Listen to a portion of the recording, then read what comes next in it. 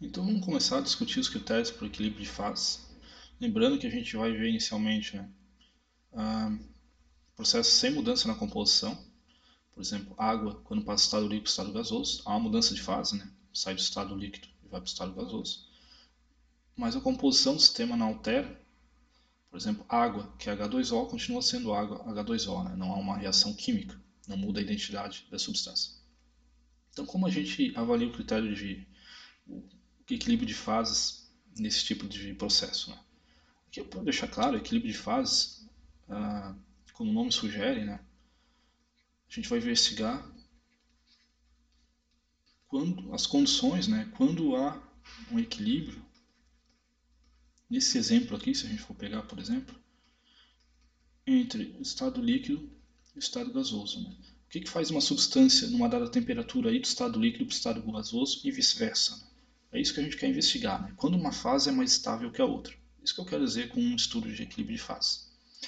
Então, a propriedade que a gente vai se preocupar agora também vai ser a energia de Gibbs.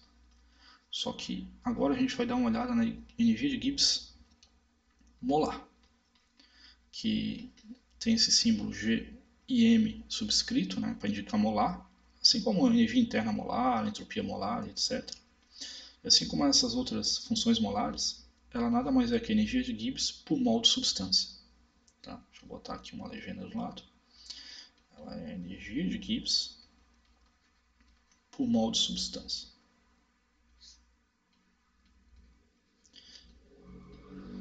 No caso de um sistema que só tem um componente, né, a energia de Gibbs molar do componente vai ser a energia de Gibbs molar do sistema. Inicialmente a gente vai se preocupar só com o componente, né? Depois a gente vai estender o nosso formalismo. Então, para uma mudança de fase, a temperatura e pressão constantes, para uma mudança de fase, por exemplo, a passagem do estado líquido para o estado gasoso, a temperatura e pressão constantes, a gente tem que o ΔG é igual ao G final menos o G inicial. Em termos de energia de Gibbs molar, aqui, né, se a gente isolar o G, vai ser N vezes Gm, o número de mols vezes a energia de Gibbs molar.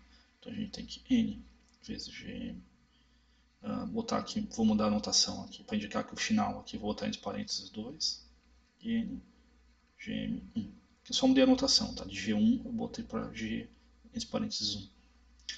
Então se a gente isolar o N aqui, a gente tem que o ΔG é igual a N Gm2 menos Gm1.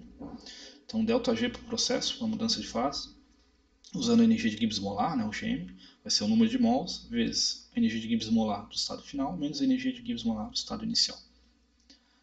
Agora, qual o critério de um processo espontâneo? Né? O processo espontâneo, a gente viu que o ΔG tem que ser negativo. Então, quais as condições nessa expressão aqui para o ΔG ser menor que zero? Né? Vamos usar outra folha aqui. Então, a gente tem que o ΔG igual a N, a energia de Gibbs final, menos a energia de Gibbs molar inicial. Então, para o processo espontâneo, a gente viu que o ΔG tem que ser negativo. Né? Então, como é que o ΔG é negativo, avaliando essa expressão aqui? Bem, o número de mols é sempre positivo, né? Não existe número de mols negativo. Então, para ser espontâneo, por ΔG ser negativo, esse cara aqui dentro desses parênteses tem que ser negativo.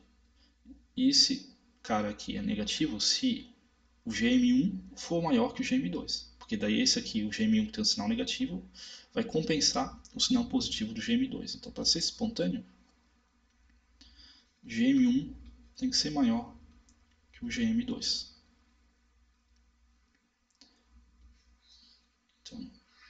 Então agora a gente vai interpretar esse Gm1 e Gm2 como a energia de Gibbs molar da fase. Né? Digamos aqui o Gm2 seria a energia de Gibbs molar da fase 2 e Gm1 energia de Gibbs molar da fase 1. Como, por exemplo, seria da passagem do líquido para o gasoso. Né? O gasoso seria a fase 2 e o líquido a fase 1. Então, para o nosso critério de espontaneidade funcionar, temperatura e pressão constantes, a substância, aqui a gente está falando só de um componente, né? Só de uma substância.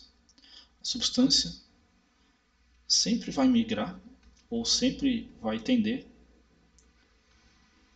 para a fase com a menor energia de Gibbs molar.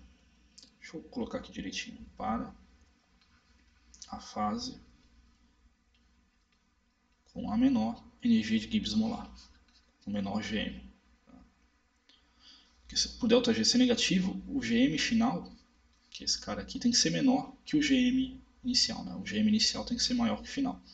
Então, sempre numa mudança de fase, a substância vai ter que passar de uma fase com energia de Gibbs molar grande para uma fase com energia de Gibbs molar pequena. Sempre vai ter essa tendência. Então, por exemplo, se a água evapora